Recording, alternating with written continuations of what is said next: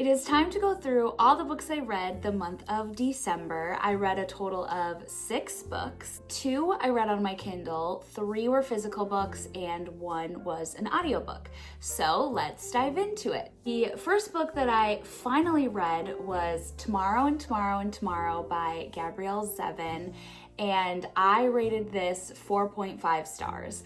I have had this book for years, honestly, so I finally decided to pick this book up. We are following Sam and Sadie, who are best friends, basically lovers, but never officially in love, and we follow them over a span of, I want to say like 30 years or something like that. They are in the video game business. They are creators of video games, and so we get a lot of kind of fun, nerdy things about creating a video game. Honestly, that aspect of the video game building and creating was super fascinating to me. We're just going through life with them as they navigate creating different games together, becoming famous, navigating failures, love, loss, grief. This book packs a punch, and there were a lot of aspects of this story that I was not anticipating whatsoever, which definitely kept me interested, but I thoroughly enjoyed this book. There was a lot of heaviness in this book, but it also was just a very captivating story, and it was really cool to follow our 2 characters throughout decades of their life. Next up, I read Sunrise on the Reaping by Suzanne Collins, and I rated this 5 stars.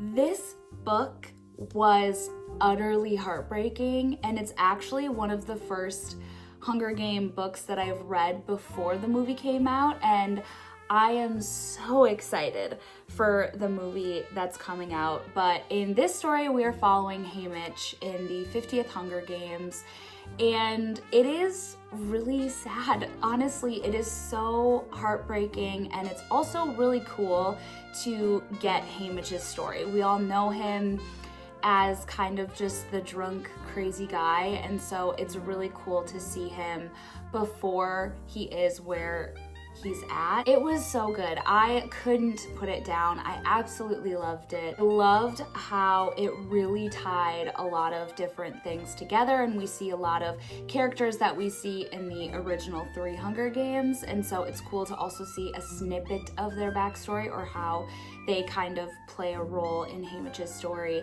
and it is just such a good read. I am terrified for the movie in the best way, and it was so good. I absolutely loved it. Next up, I read Fearful by Lauren Roberts, and I rated this 4.5 stars. This is a novella in the Powerless trilogy. It's actually the last novella in the series because now it is done.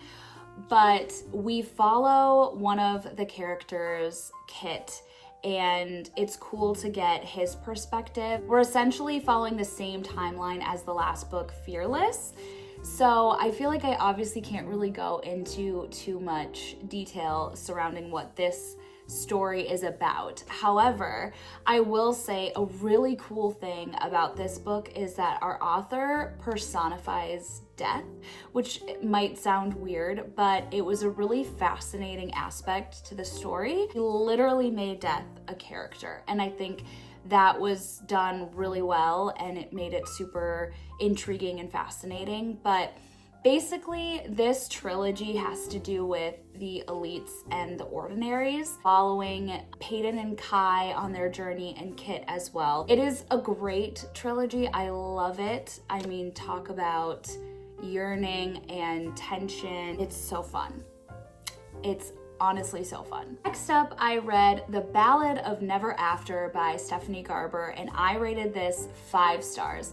I have become obsessed with this little series. It is so much fun, and it is so easy to read, and it's so bingeable. This is the second book, and there's a lot of betrayal, there's a lot of new discoveries, and we go on a lot of new adventures, and it is so much fun. There's a lot of magic elements in this little series as well that is so much fun and makes it just entertaining to read. But the ending of this book had my jaw on the floor. I was like, I need to immediately start the next book. This is crazy. but it was so much fun and I thoroughly enjoyed it. The first book we're following Evangeline, and she gets kind of wrapped up in the Prince of Hearts Jax. A lot of bargaining, and then there's curses and all these different things. And the world is just so fun and magical, and you're learning more about the world and about Evangeline and her just like involvement within this world that you didn't really totally know from the beginning. So I thoroughly enjoyed this. Next up, I listened to We Were Liars by E. Lockhart, and I rated this 3 stars. This story I have heard a little bit about, but then I ended up watching the show and was utterly obsessed with the show, and the twist and the ending and everything was crazy, and so I was very curious about reading this book. So basically we are following this rich family that owns an island, and each family has a house on this island, and they spend summers on Beechwood, and we're essentially following the kids. It is YA, and I will say it definitely reads YA. I feel like the show was a little bit more mature, had a little bit more like mature elements to it. So the book definitely felt very YA to me, and I think maybe if I would have honestly read it a couple of years ago or a decent amount of time ago, I probably would have enjoyed it more. But I was also comparing the book to the show, which wasn't really fair because I loved the show and I didn't love the book as much. The show added some different elements and changed a lot, I feel like, from the book. Anyways, basically these group of kids who are cousins, they call themselves the Liars, and they spend every summer together. There is one summer where a tragedy happens to one of our main characters, and she does not remember anything from that summer.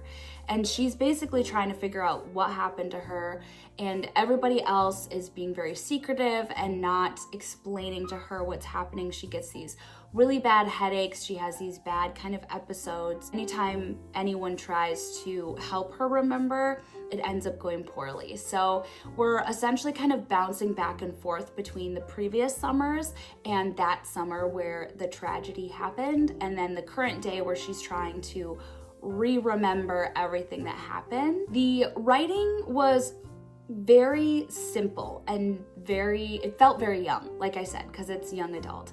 But I will say the twist was absolutely crazy. I was not expecting it, obviously, when I was watching the show, and I don't think I would have picked up on it in the book either.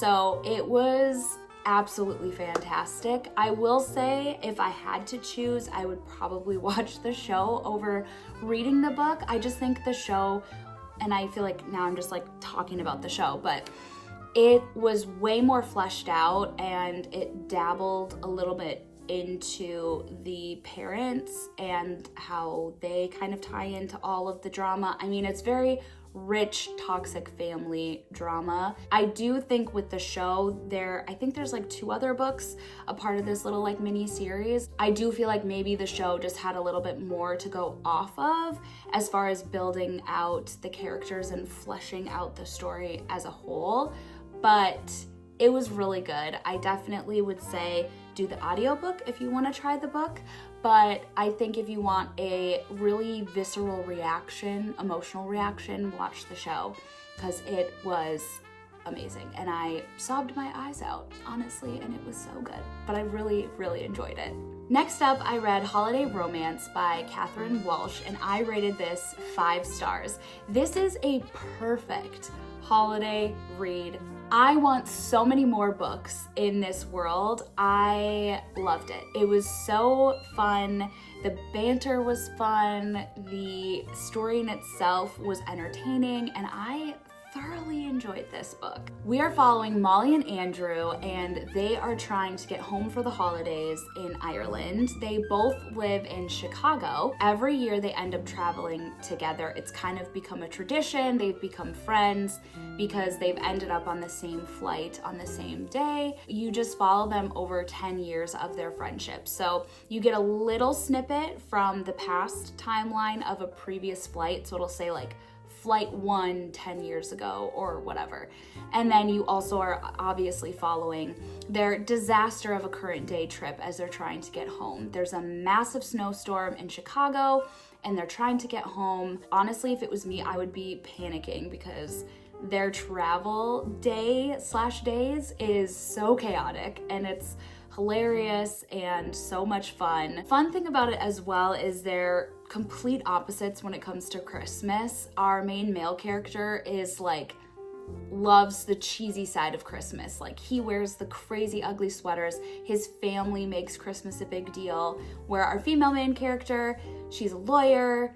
She's very like put together. She wants nothing really to do with the cheesy side of the holidays. The thing I love about a seasonal read, certain seasonal reads, is that it's just so simple and it's not complicated and it's just fun and easy to read, and it's a nice break from any of the other intense books that you might read. So I thoroughly enjoyed this. It wasn't too cheesy. I feel like it would be the best like holiday rom-com movie, and I hope that they make it into a movie because it was so good, but I thoroughly enjoyed it. That is all the books I read the month of December. I cannot believe we're at the end of the year. This year went by so fast, and I thoroughly enjoyed all of my reads. I wanted to share a fun little Christmas present that I got from my sister that she's been doing every year, where she makes these little ornaments and adds pictures of all the books that I read throughout the year, which is a fun little thing to look at. Basically, it's just in this little ball, and then she has all the titles of all the books that I read throughout the year, which is so much fun and a very precious gift that I love to have.